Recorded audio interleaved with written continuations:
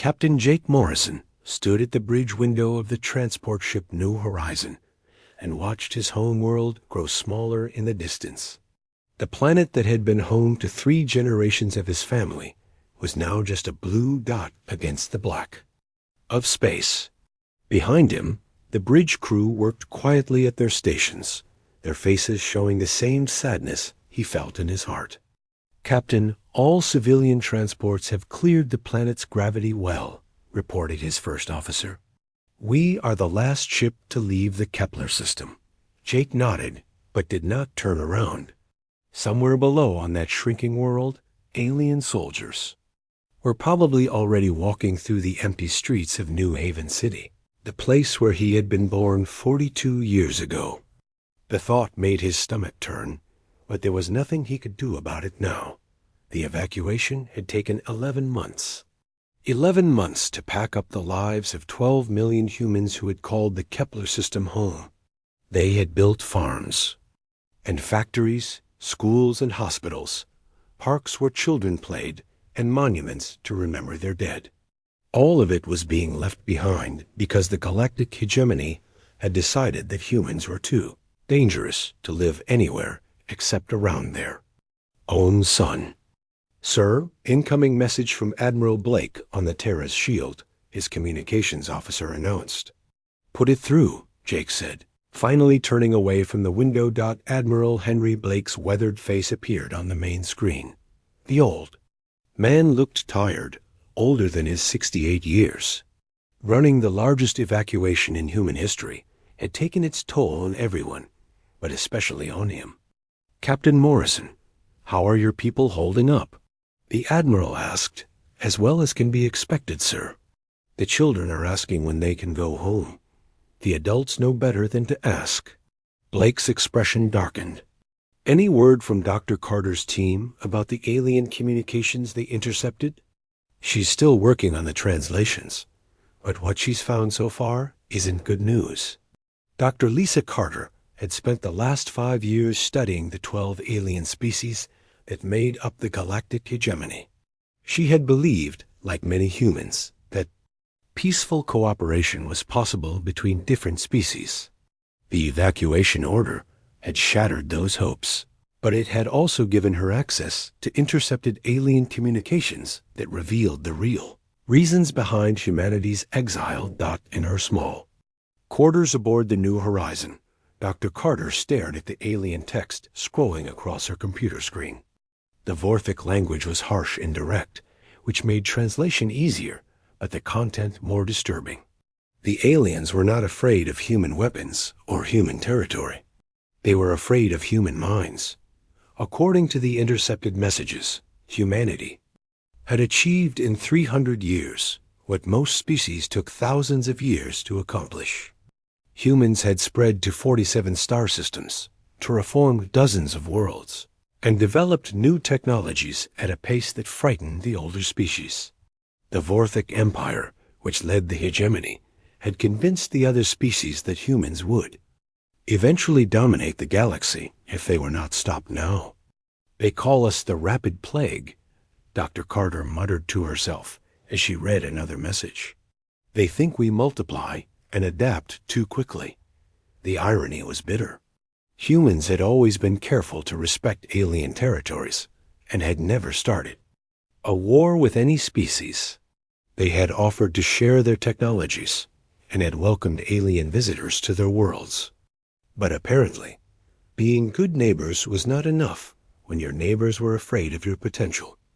Back on the bridge of Terra's shield, Admiral Blake reviewed the evacuation reports. Over 2 billion humans had been forced to leave their homes.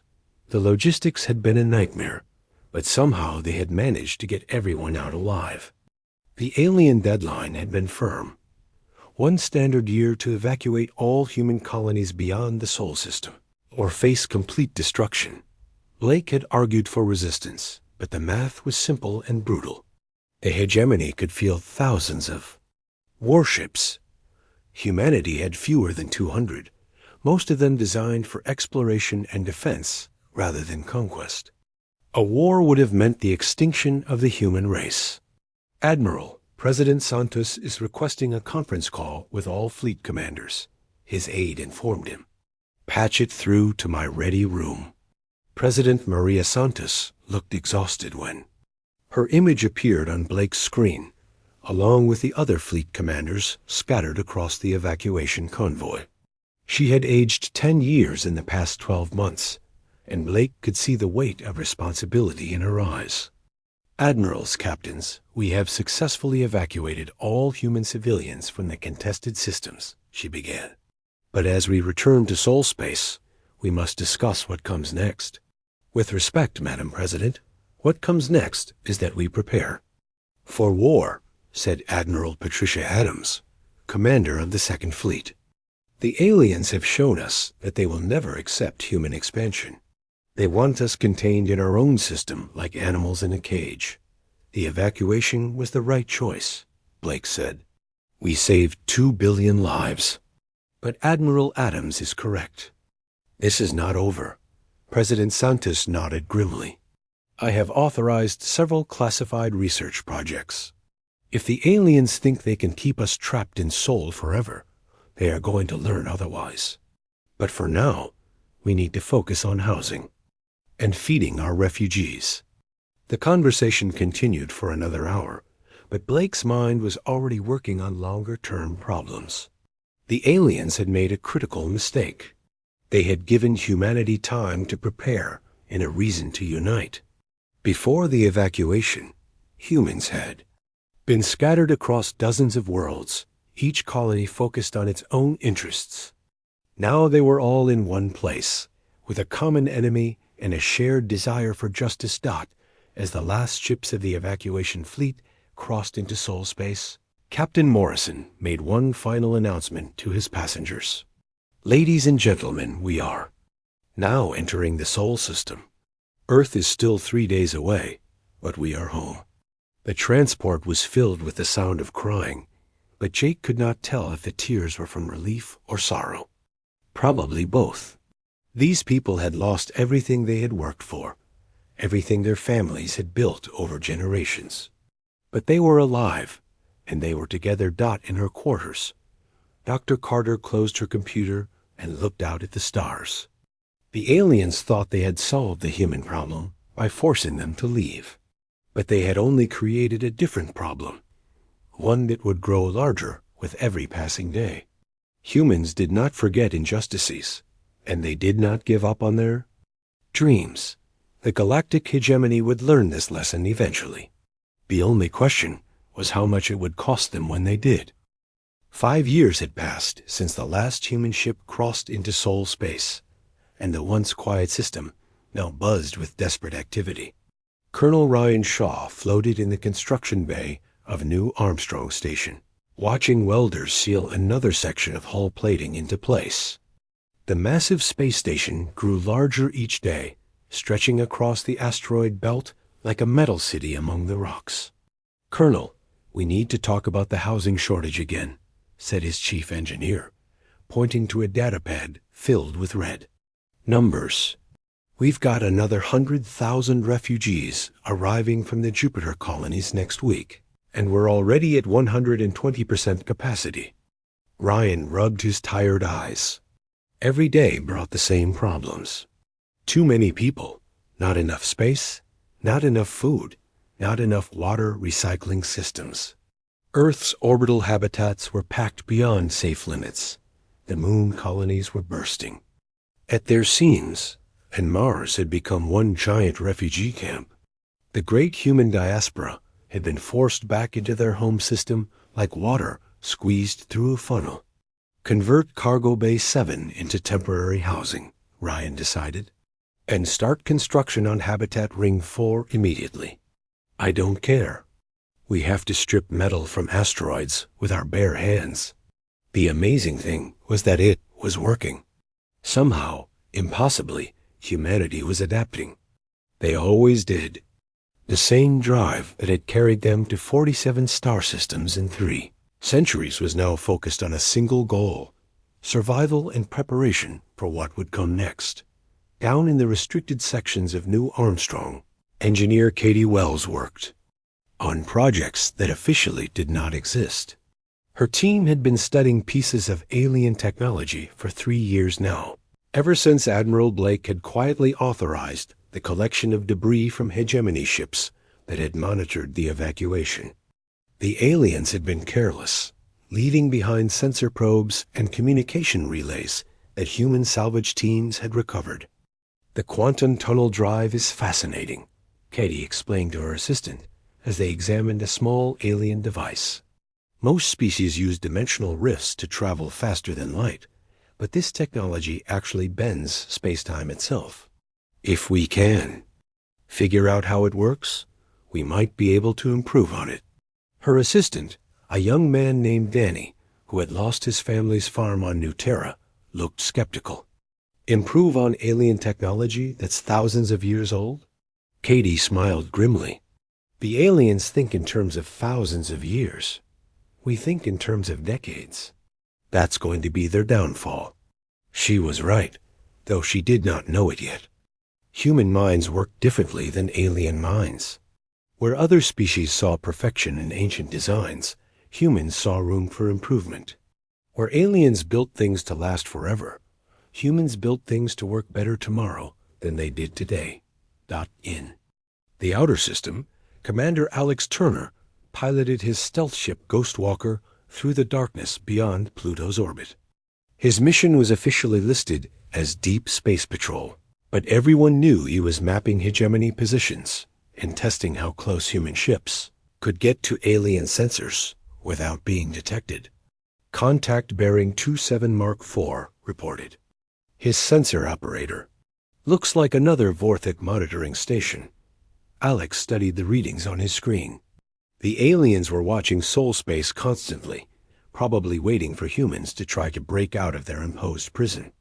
What they did not know was that Alex had already identified 14 monitoring stations and mapped their sensor coverage. More importantly, he had found the gaps. "Log the position and move on," Alex ordered. "Let's see what's on the other side of that asteroid field." The Ghostwalker slipped silently through space, its experimental hull coating absorbing sensor. Waves in its engines running so cold they barely registered above background radiation. Katie Wells' team had designed the coating based on alien stealth technology, but they had made it better. The aliens used static camouflage that hid them from most sensors. The human version actively adapted to different types of scans, making their ships nearly invisible. Back on Earth, Dr. Nathan Cross sat in his small apartment in Geneva and stared at another rejected communication request. For 5 years, he had been trying to contact moderate voices within the hegemony, species that might be willing to negotiate a peaceful end to humanity's exile. For 5 years, his messages had been ignored or returned with increasingly hostile responses. The latest reply had come from the Sivari Commonwealth, a species that had always been friendly to humans before the evacuation. Their message was brief and brutal. "The Hegemony Council has declared contact with human representatives to be an act of treason. Do not attempt further communication." Nathan deleted the message and wondered if he was wasting his time. Perhaps Admiral Adams had been. Right from the beginning. Perhaps the only language the aliens understood was force. But he kept trying because someone had to believe that reason could still prevail over fear. His computer chimed with an incoming message, and Nathan's heart jumped. Maybe one of his contacts had finally decided to take the risk. But when he opened the message, his hope turned to horror. The transmission was from a colony trader named Vextai, someone Nathan had worked with for years before the evacuation. "Nathan, my friend, I must warn you. The Vorthic have discovered our previous communications. They executed my cousin yesterday for collaboration with the human threat. I cannot contact you again. I am sorry. The fear of your species has driven my people mad." Nathan stared at the message for a long time, then forwarded it to President Santos and Admiral Blake. The aliens were not just keeping humans isolated. They were purging anyone who had ever shown friendship toward humanity. This was not containment anymore. It was preparation for something worse. President Santos read Nathan's report in her office, high above the Pacific Ocean. Through her windows, she could see the orbital elevators stretching up into space like silver threads, carrying supplies and people to the overcrowded habitats above. The Earth that had once been humanity's peaceful home was now an armed fortress, and she was its wartime leader whether she wanted to be or not. Her aide knocked on the door and entered with another stack of reports. Madam President, Admiral, Blake is requesting authorization for the homecoming protocol. Santos had been dreading this moment for months. The homecoming protocol was humanity's plan to return to their stolen worlds, but it was not a plan for negotiation or peaceful settlement. It was a plan for war. What changed his mind? She asked. Long-range sensors detected a large alien fleet moving toward Sol space. Intelligence estimates they'll arrive in 18 months. Santos felt a chill run down her spine. The aliens were not content to keep humanity caged. They were coming to finish the job they had started 5 years ago. She signed the authorization with a heavy heart. Humanity had spent 5 years trying to find a peaceful solution to their exile. Now it seemed they would have to find a violent one instead. 3 more years had passed since President Santos authorized the homecoming protocol, and the Sol system had transformed into something the galaxy had never seen before.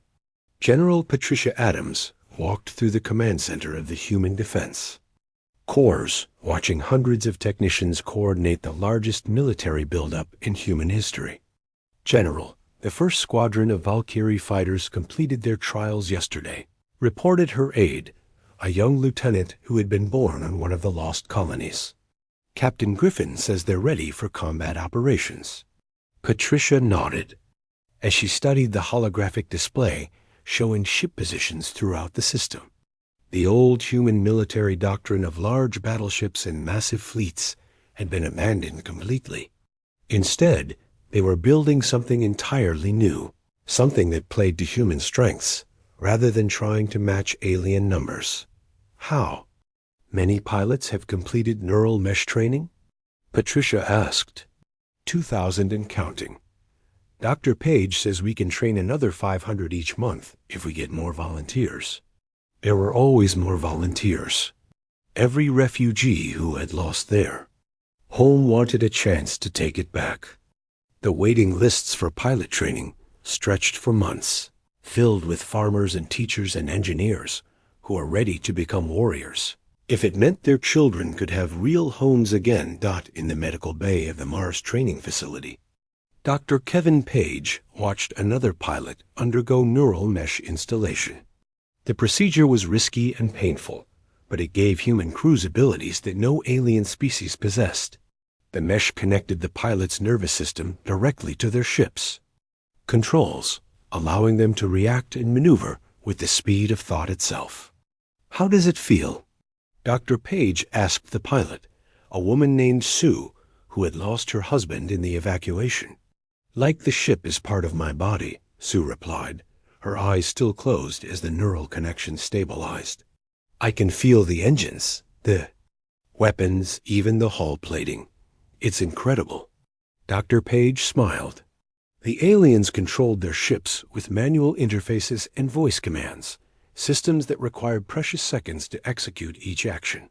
Human pilots with neural mesh could change direction, fire weapons, and adjust shields faster than alien gunners could even track them. In space combat, those seconds would make the difference between life and death. Captain Lavra Griffin stood in the hangar bay of the training station, watching her pilots run final checks on their Valkyrie fighters. The ships were beautiful in a deadly way, sleek and small compared to alien warships, but packed with weapons and technology. That made them far more dangerous than their size suggested. Remember, speed is life, Lavra told her squadron over the radio. We're not trying to slug it out with alien cruisers. We hit them fast, hit them hard, and get out before they know what happened. The Valkyrie fighters launched from the hangar. Like angry wasps, their pilots thinking their ships through complex maneuvers that would have been impossible with manual controls. Lavra felt her own ship respond to her thoughts, rolling and diving through the asteroid field with precision. That made her heart race with excitement. These pilots were all volunteers who had lost everything in the evacuation. They trained 18 hours a day, 7 days a week, driven by an anger that burned hot and clean. The aliens had taken their homes, their farms, their factories, everything their families had built over generations. Now they were going to take it all back.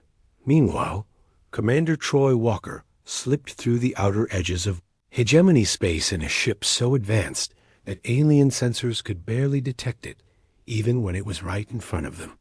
His mission was to establish supply depots and communication relays in preparation for the coming offensive. But what he found during his travels was almost too good to believe. "Base, this is Walker," he transmitted on a secure channel that would take 6 months to reach Sol space. "The aliens have grown lazy. Former human colonies are defended by minimal forces. They think we're beaten and contained." Troy's ship drifted past a Vorthic patrol vessel that was completely unaware of his presence. The alien crew was probably discussing their next shore leave or complaining about rations, never imagining that a human ship was close enough to read their engine signatures. The hegemony had won their war against humanity so easily that they had forgotten humans might someday want to fight back. Back in Sol space, Katie Wells worked around the clock in her laboratory, perfecting the technologies that would make human revenge possible. Her team had not only reverse-engineered alien quantum drives, but had improved them beyond what their original designers thought possible. The new drives can open quantum tunnels 50% faster than alien versions, she explained to Admiral Blake during one of his rare visits to the research station. More importantly, they can open multiple tunnels simultaneously from the same ship. Blake studied the technical specifications with growing excitement. "Meaning we can hit multiple targets at the same time." "Exactly. While the aliens are trying to figure out where we attacked first, we'll already be hitting their second and third targets." The quantum tunnel drives were just one part of humanity's technological revolution. Human computers could process information faster than alien systems. Human weapons could track and engage targets more quickly than alien defenses could respond. Human ships could accelerate and change direction more rapidly than alien vessels could match. None of these advantages were huge by themselves, but together, they would give humanity the edge they needed to overcome superior alien numbers. The key was to never fight the kind of battle the aliens expected. Instead of massive fleet engagements, humans would use hit-and-run tactics, electronic warfare, and psychological operations designed to exploit alien weaknesses. Dr. Lisa Carter had spent the last 3 years studying those weaknesses in detail. Her psychological profiles of each alien species revealed critical flaws that human military planners could exploit. The Vorthic Empire relied on rigid command structures that collapsed when their leaders were eliminated. The Kelani were naturally peaceful and would retreat from any conflict that became too costly. The Sivari made decisions by committee, which meant they reacted slowly to changing situations. "Each species has different breaking points," Lisa explained, to a room full of military officers. "If we can identify and target those points, we can turn the hegemony's diversity from a strength into a weakness." President Santos, now in her second term and grayed by the burden of leadership, reviewed the final invasion plans in her secure bunker beneath the Rocky Mountains. The operation would require perfect timing and flawless execution, but the pieces were finally falling into place. Long-range sensors had confirmed what intelligence operatives had suspected for months. A massive alien fleet was indeed approaching Sol space, apparently intent on finishing what the evacuation had started.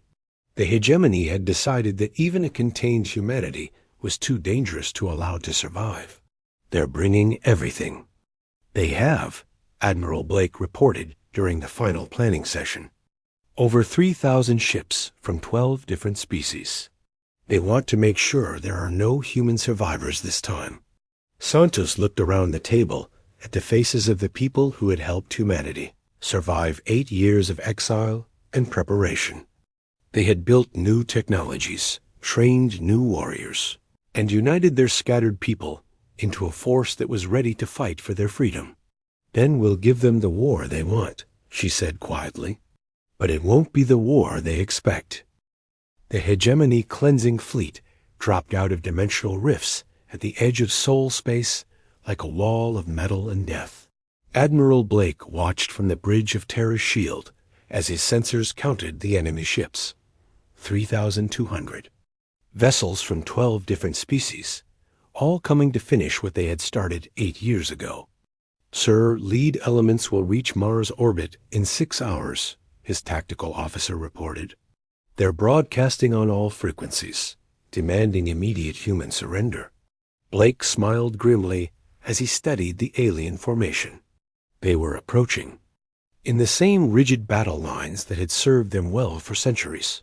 Massive ships arranged by species with the Vorthik Empire's dreadnoughts in the center. It was exactly what he had hoped they would do. Signal all ships, Blake ordered. Execute soul redemption. Across the solar system, human vessels that had been hiding among asteroids and behind moons suddenly came to life. But instead of the few hundred ships the aliens expected to face, over 2,000 human vessels emerged from concealment. 8 years of desperate construction had given humanity the largest fleet in their history, and every ship was crewed by people who had lost their homes to alien aggression. Captain Jake Morrison stood on the bridge of his new command, the Assault, Carrier Retribution, and felt his neural mesh connect him to every system on the ship. Through the mesh, he could feel his crew's readiness, their anger, their determination to make the aliens pay for what they had done to humanity. Launch all fighters, Jake ordered, and felt rather than heard the hangar bays opening. 300. Valkyrie fighters erupted from the Retribution like a swarm of deadly insects, their pilots' minds linked to their ships through neural mesh, technology that made them faster and more agile than anything the galaxy had ever seen. Captain Lara Griffin led the first wave, her thoughts guiding her fighter through maneuvers that would have killed any pilot using manual controls. The alien fleet's response was exactly what human analysts had predicted. The Vorthik Admiral, a creature named Vexfer, who had never lost a battle in 40 years of service, ordered his ships to maintain formation and engage. The human fighters with point defense weapons it was a fatal mistake. The Valkyrie fighters danced between alien weapon beams like shadows given form, their pilots thinking their ships through impossible turns and rolls, while returning fire with weapons that could punch through alien armor like paper. Within minutes, the neat alien formations began to dissolve as ships tried to track targets that moved faster than their gunners could aim. Human vessels are using some kind of new propulsion system, one alien captain reported to Admiral Vexvar. They're changing direction without regard for inertia or momentum.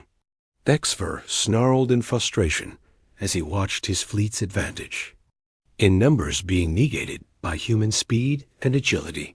His ships were larger and more heavily armed, but they might as well have been trying to swat flies with hammers for all the good it was doing them. Dr. Lisa Carter sat in the psychological warfare center of the Human Command Station, coordinating an attack on alien minds as well as their ships. Her team broadcast carefully crafted messages on frequencies they knew each alien species monitored, messages designed to exploit their deepest fears and cultural weaknesses. To the Kelani fleet, she sent recordings of their own people being executed by the Vorthik for showing sympathy to humans during the evacuation. To the Sivari, she transmitted evidence that the Vorthik planned to claim all former human territories for themselves. To smaller species, she offered human protection in exchange for switching sides.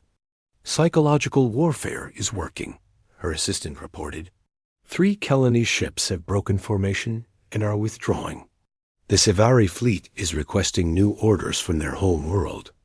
Meanwhile, Katie Wells' improved quantum tunnel drives were allowing human ships to do something no alien fleet had ever experienced. Instead of fighting a single battle, humanity was fighting 47 battles simultaneously as human forces emerged from quantum tunnels around every former human colony at exactly the same moment. The aliens had expected to face humanity's entire fleet defending soul space. Instead, they found themselves fighting scattered actions across the galaxy. While their main force was tied up in a battle, they could not win quickly enough to send reinforcements. Admiral Blake opened a communication channel to the alien fleet and broadcast on all frequencies. His message was simple and delivered in perfect Vorthik, Kalani, and Sivari. You came here to exterminate us because you feared what we might become. Today you learn what we became because you tried to exterminate us. The battle raged for 6 hours, but the outcome was never really in doubt once the human tactics became clear. Alien ships were destroyed faster than they could adapt to human speed and unpredictability. Worse, their rigid command structures began to collapse as human hackers fed false orders into their communication networks, and their commanders lost track of what was happening. Captain Morrison's fighters returned to the Retribution with gun cameras full of footage showing alien ships exploding under concentrated human fire. His pilots were exhausted, but victorious, their neural meshes still buzzing with the rush of perfect coordination between human thought and machine response. Sir, Admiral Dexver is requesting a ceasefire, his communications officer reported. Morrison looked at the tactical display, showing scattered alien ships fleeing toward the edge of the system, while others drifted powerless with their engines destroyed. 8 years ago, this same alien had overseen the evacuation that forced humanity from their homes. Now he was begging for mercy. Tell him we'll accept his surrender, but only if it includes reparations for every human who lost their home, Morrison replied. Admiral Blake watched the last alien ships disappear into dimensional rifts, carrying news of humanity's victory back to their home worlds. The cleansing fleet that was supposed to eliminate the human threat had been shattered in a single day, and every species in the galaxy would soon know that humanity was no longer trapped in soul space. But the real victory was not the destruction of alien ships. It was the simultaneous liberation of every former human colony by forces that had been waiting in quantum space for this exact moment. As the soul battle ended, reports began flooding in from across the galaxy. New Terra is secure, came the first report. Kepler colony is liberated. The aliens are surrendering or fleeing from every system. Lavra Griffin landed her fighter in the Retribution's hangar bay and climbed out of her cockpit to find her ground. Crew cheering. Through her neural mesh, she had felt every shot fired by every human ship, every alien vessel destroyed, every moment of victory after 8 years of exile and preparation. How does it feel to be going home? Her crew chief asked Laura, smiled as she pulled off her helmet and felt real air on her face for the first time in hours. It feels like justice. The liberation campaign spread across the galaxy like wildfire, with human ships emerging from quantum tunnels in 47 star systems simultaneously.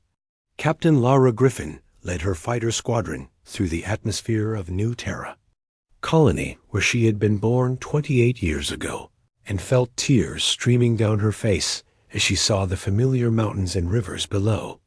Griffin to all units, the orbital defense platforms have surrendered, she announced over the radio. New Terra is free. The alien occupation forces had not expected resistance. For 8 years, they had grown comfortable living in human cities, using human farms, and mining human worlds. The sudden appearance of the Terran Reclamation Navy caught them completely off guard, and most surrendered without firing a shot. Griffin landed her fighter in the same spaceport where her family had said goodbye 8 years earlier. The alien soldiers who came out to meet her were Kalani traders who had been managing the agricultural exports from her family's former farm. They dropped their weapons and raised their hands in surrender, their large eyes filled with fear. "Please, we meant no harm," their leader said in broken human language. "We were only following hegemony orders."